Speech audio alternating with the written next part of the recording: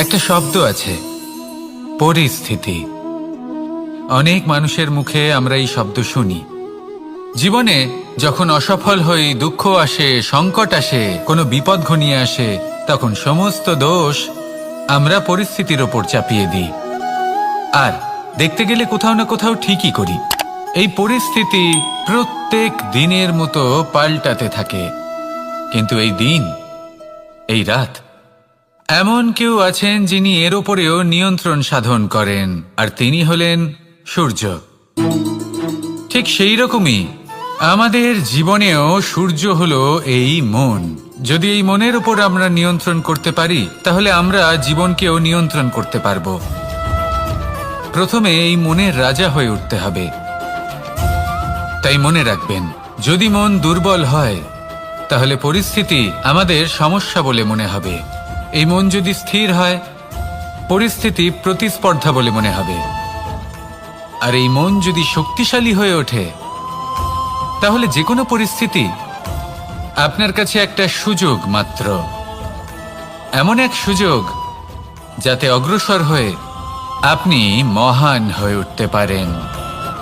এই মনের শক্তির বৃদ্ধি ঘটান, মহান হয়ে উঠুন, আর আমার সাথে ভালোবেসে বলুন, রাধা রাধা। খুব সুন্দর একটা কাহিনী আছে। একবার এক ব্যক্তি নিজের অসফলতার জন্য ত্রস্ত হয়ে সময় দেবতার তপস্যা করতে বসলেন। উনি তপস্যা করলেন এবং সময় দেবতা প্রসন্ন হলেন। মানুষের রূপ ধারণ করে ওনার সামনে প্রকট হলেন। এবার সেই ব্যক্তি ওনাকে জিজ্ঞেস করলেন যে কি এমন আছে যার জন্য আপনি বারবার জয়ী হন আর আমি চিরকাল পরাজিত হয়ে থাকি? কেন এত পরিশ্রম করা সত্ত্বেও আমি সাফল্য লাভ করতে পারি না? তখন সময় দেবতা উত্তর দিলেন যে দিন হোক বা রাত, ঝড় হোক বা ভূমিকম্প, রোদ হোক বা বৃষ্টি হোক, সময়ের সূত্রপাত হোক বা প্রলয়, আমি থামি না, আমি চলতেই থাকি। আর সেই জন্য যিনি থেমে যান তিনি পরাজিত হন আর আমি জয়ী হই। এটাই আমাদের শিখতে হবে। জীবনে সবসময় চলতে থাকুন, কখনো থামবেন না। হ্যাঁ, কিছুক্ষণের জন্য বিরতি নিতে পারেন, বিশ্রাম করার জন্য, নিজেকে আরো সশক্ত করে তোলার জন্য, কিন্তু থেমে যাবেন না। নিরন্তর কর্ম করতে থাকুন, পরিশ্রম করতে থাকুন, তবেই এই সংসার আপনাকে মনে রাখবে। আসুন আমার সাথে ভালোবেসে বলুন, রাধা রাধা। আমাদের জীবনে গুরুজনেরা, জ্ঞানী মানুষজন সবসময় একটা কথা বলেন, ধৈর্য ধরো। শুধুমাত্র দুটো শব্দ, কিন্তু কতটা বিশাল সেটা বোঝার চেষ্টা করুন। ছোট একটা অস্ত্র হাতে নিন এবং একটা বিশাল পর্বতে নিরন্তর প্রহার করতে থাকুন, ধৈর্য ধরে সেই কাজ করতে থাকুন। এমন একদিন আসবে, এই বিশাল পর্বতে আপনি একটা পথ তৈরি করবেন। কোনো ধনুর্ধর যখন নিজের বিদ্যা অর্জন করেন, তখন তাকেও ধৈর্য ধরতে হয়, তার নিজেকে সময় দিতে হয়, তবেই সে ধনুর্বিদ্যা শিখতে পারে। সেইভাবে আমাদের জীবনেও ধৈর্য ধরার খুব প্রয়োজন। পরিবারে ধৈর্য রাখতে পারলে তাহলে আস্তে আস্তে দেখবেন প্রেম বৃদ্ধি পাচ্ছে। সমাজে যদি ধৈর্য রাখতে পারেন, তাহলে আস্তে আস্তে এই সমাজ আপনাকে সম্মান করবে। যদি নিজের জীবনে ধৈর্য রাখতে পারেন, তাহলে নিজে থেকেই আত্মবিশ্বাস বাড়বে, নিজের বিকাশ হবে। জীবনে সবই সম্ভব যদি ধৈর্য রাখতে পারেন। হয়তো আস্তে আস্তে হবে, কিন্তু হবে অবশ্যই। শুধু ধৈর্য রাখুন, কারণ ধৈর্যই সব থেকে বড় পুঁজি। আসুন আর আমার সাথে ভালোবেসে বলুন, রাধা রাধা। আমাদের জীবনে যখনই আমরা কোনো বড় দায়িত্বের সম্মুখীন হই, তখন আমরা তার থেকে দূরে পালাই আর এই অজুহাত দিই যে না না, এত বেশি ভার বহন করার যোগ্যতা আমার নেই, আমি করতেই পারবো না। দেখুন, এই সংসারে ভিন্ন ভিন্ন ধরনের গাছ আছে, ছোট গাছ, বড় গাছ, কিন্তু বটগাছের মতো বড় এবং নিবিড় গাছ আর একটাও নেই। সে নিঃস্বার্থভাবে এই সংসারকে সেবা করে যায়, ছায়া প্রদান করে, শীতলতা প্রদান করে। আর যখন এমন সময় আসে যখন তার ওপর বোঝা অত্যন্ত বেড়ে যায়, সে কিন্তু কোনোভাবেই ভেঙে পড়ে না। তখন সে নিজের নিঃস্বার্থ কর্মের ফল লাভ করে, সেই নিঃস্বার্থ কর্ম যা সে করেছে। তার দেহ থেকে ছোট ছোট ঝুড়ি বার হয় এবং তা কাণ্ডের আকার ধারণ করে। সেই কাণ্ড মাটির কাছে পৌঁছয় এবং তারপর তা বটগাছের সহায়ক হয়ে ওঠে। সে ভেঙে পড়ে যায় না। এইভাবে আপনিও জীবনে নিঃস্বার্থভাবে সবার সেবা করুন, ভালোবাসুন, সবাইকে সাহায্য করুন। যেদিন আপনার ওপর বোঝা অত্যন্ত বেড়ে যাবে, সেদিন এই সব মানুষ আপনাকে সাহায্য করার জন্য আসবেন, আপনার শক্তি হয়ে উঠবেন, আর আপনি বটগাছের মতোই মহান এবং বিশাল হয়ে উঠবেন। আসুন আর আমার সাথে ভালোবেসে বলুন, রাধা রাধা। মানুষ তার জীবনে দুই ধরনের পরিস্থিতিকে খুব ভয় পায়। এক, কোনো কারণবশত কারোর সামনে নত হওয়া। দুই, কোনো কারণে নিজের চরিত্র থেকে, নিজের মূল্যবোধ থেকে বিচ্যুত হওয়া। এবার কেন হয় এরকম যে কথায় কথায় কারোর সামনে নত হতে হয়? কেন বারংবার নিজের চরিত্র থেকে চ্যুত হতে হয়? এরকম কেন হয়? এটা তখনই হয় যখন আমাদের শিক্ষা এবং মূল্যবোধের অভাব থাকে। যদি মানুষের মধ্যে প্রকৃত শিক্ষা থাকে, তাহলে এই সংসারে কোনো সময় এবং কারোর সামনেই নত হওয়ার কোনো প্রয়োজন নেই। যদি মানুষের মধ্যে মূল্যবোধ থাকে, তাহলে তাকে নিজের মূল্যবোধ বা চরিত্র থেকে বিচ্যুত হতে হয় না, তা সে যাই হয়ে যাক না কেন। কোনো বালককে যদি জন্ম থেকেই সুশিক্ষার অধিকারী করা হয়, শিক্ষিত করা হয়, মূল্যবোধের অধিকারী করা হয়, তবে সে এই সংসারে এমন কর্ম করবে যাতে সে নিজেকে, নিজের পরিবারকে, সমগ্র সমাজকে গর্বিত করতে পারে। শিক্ষা লাভ করুন, মূল্যবোধ লাভ করুন এবং আমার সাথে ভালোবেসে বলুন, রাধা রাধা। আমাদের সকলের জীবনে একটা লক্ষ্য থাকে যেটা আমরা লাভ করতে চাই। ঠিক যেন একটা প্রতিস্পর্ধা বিদ্যমান যে কে সব থেকে আগে নিজের লক্ষ্যে পৌঁছতে পারবে। আর সেই জন্য আমরা সকলেই খুব তাড়াতাড়ি এগোতে চেষ্টা করি, বড় এবং দীর্ঘ পদক্ষেপ ফেলি যাতে তাড়াতাড়ি নিজের লক্ষ্যে পৌঁছতে পারি। কিন্তু এক অত্যন্ত গুরুত্বপূর্ণ বিষয় আছে, সবসময় লক্ষ্য সামনে থাকবে না, কখনো কখনো তা খুঁজতে হয়। এই যাত্রা খুব কঠিন হতে পারে, আর ঠিক এই কারণেই সবসময় দ্রুত গতিতে চলা বা তাড়াতাড়ি পথে চলা সেটা আবশ্যক নয়। তার থেকেও বেশি গুরুত্বপূর্ণ হলো ভেবেচিন্তে তারপর পথ চলা। যদি ভেবেচিন্তে পদক্ষেপ ফেলেন, চলতে পারেন, তাহলে সেটাই সর্বশ্রেষ্ঠ পদক্ষেপ। কখন কোন দিকে যেতে হবে, কখন কোথায় দিক পাল্টানো যাবে না, কখন গতি বেশি রাখতে হবে, কখন কম, কখন থামবো, কখন চলবো, এই সব কিছুর বিষয়ে জ্ঞান অত্যন্ত গুরুত্বপূর্ণ এবং ভেবে চিন্তে চলতেই হবে। সেই জন্য শুধু তীব্র গতিতে সামনে এগোলে চলবে না, ভাবনা চিন্তা করে এগোতে হবে। আসুন আমার সাথে ভালোবেসে বলুন, রাধা রাধা। কখনো কোনো প্রজাপতিকে উড়তে দেখেছেন? কি সুন্দর উড়ে বেড়ায় সে, এক ফুল থেকে অন্য ফুলে, এক পাতা থেকে অন্য পাতার ওপর। কিন্তু সে কিভাবে উড়তে শেখে কখনো ভেবেছেন? জন্ম থেকেই কিন্তু প্রজাপতির ডানা থাকে না, ও কিন্তু ছোট্ট একটা ডিমের আকারে জন্ম লাভ করে। তারপর সেই ডিমটি ভেঙে একটি কীট বাইরে আসে। আস্তে আস্তে সে বড় হয়, ওর শক্তি বৃদ্ধি পায়। তারপর সে সেই কীট দশা ত্যাগ করে নিজের ডানাগুলি মেলে। এই প্রক্রিয়া তার কাছে সরল নয়, অত্যন্ত যন্ত্রণাদায়ক প্রক্রিয়া, কিন্তু সে সেই যন্ত্রণা মেনে নেয়। আর তারপর আস্তে আস্তে সে উড়তে শেখে। শুধুমাত্র আকাশে উড়ে বেড়ায় তা নয়, আমাদের মনের মাঝে উড়ে বেড়ায়।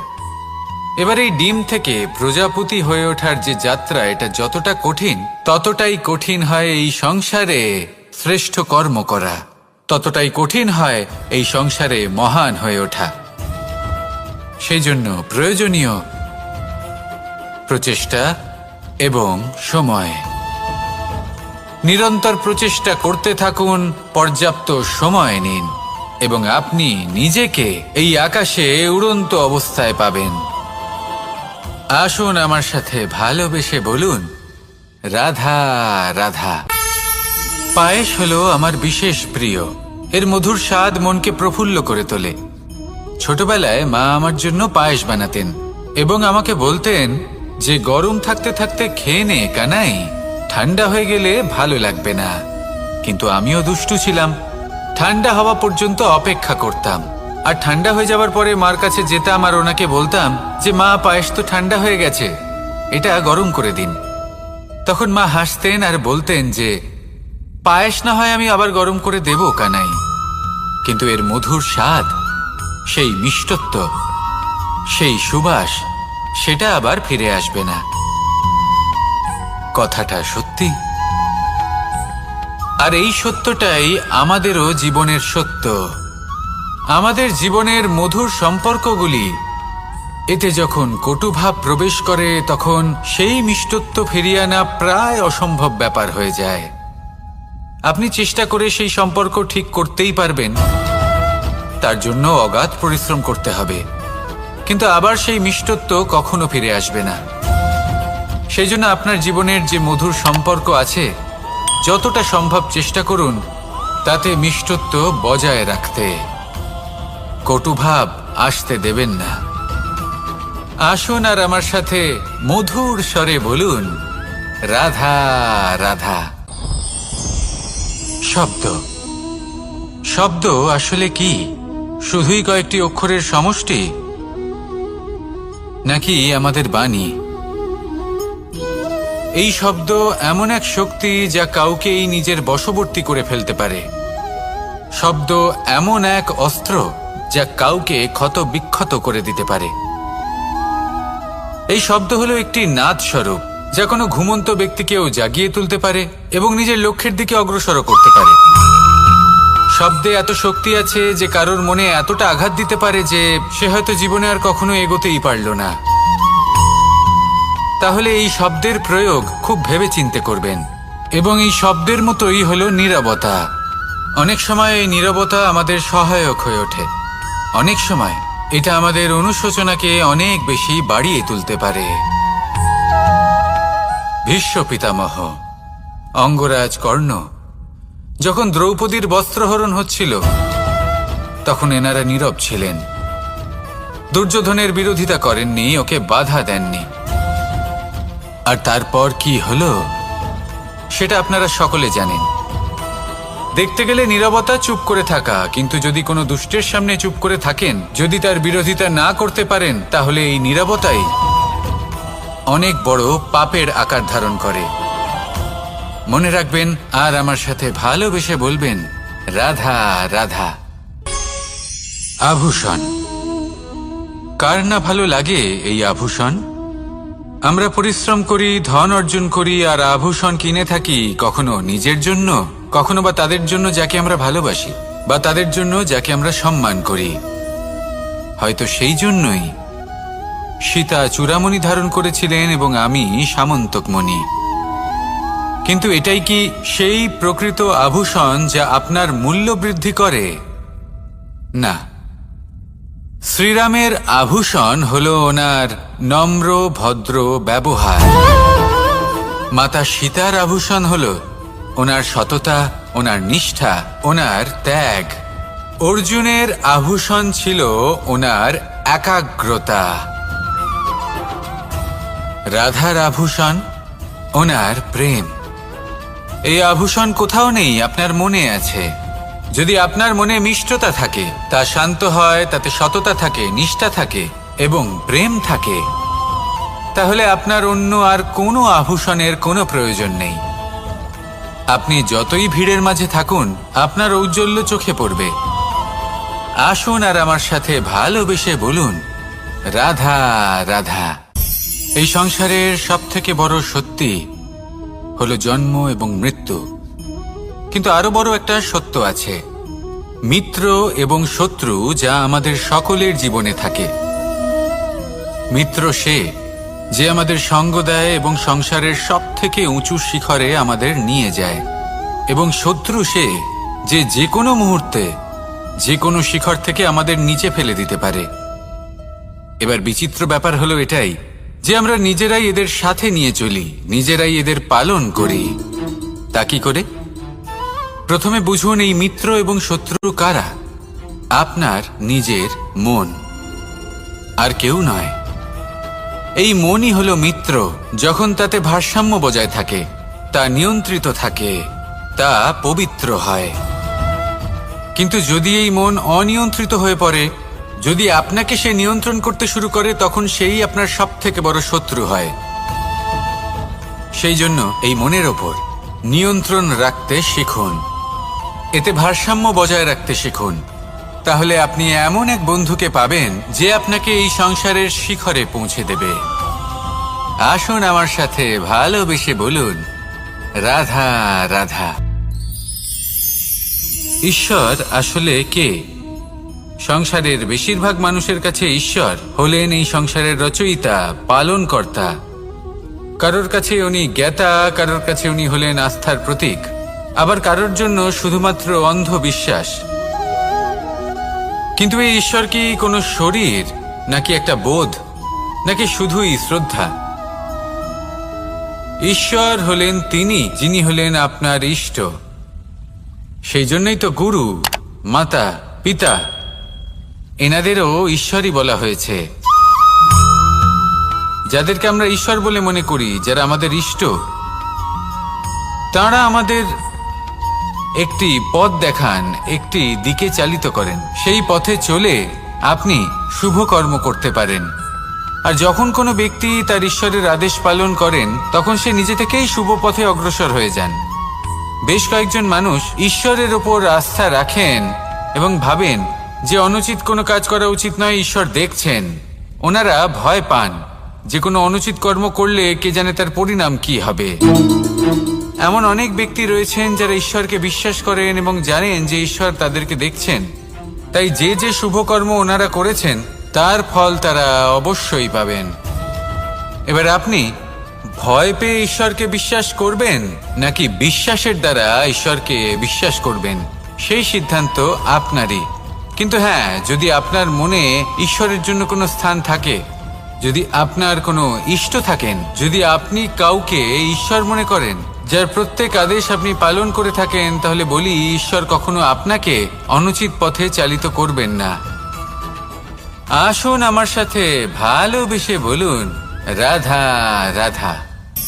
এই সংসারে ভিন্ন ভিন্ন ধরনের গাছ আছে, অসংখ্য ধরনের প্রজাতি আছে। কিছু গাছ পাতা দিয়ে থাকে, কিছু ফুল, কিছু ফল। কেউ ছায়া প্রদান করে, কেউ শীতলতা প্রদান করে, কেউ নিজেকে খুব কষ্ট দিয়ে এই সংসারের বিকাশে সহায়ক হয়ে ওঠে।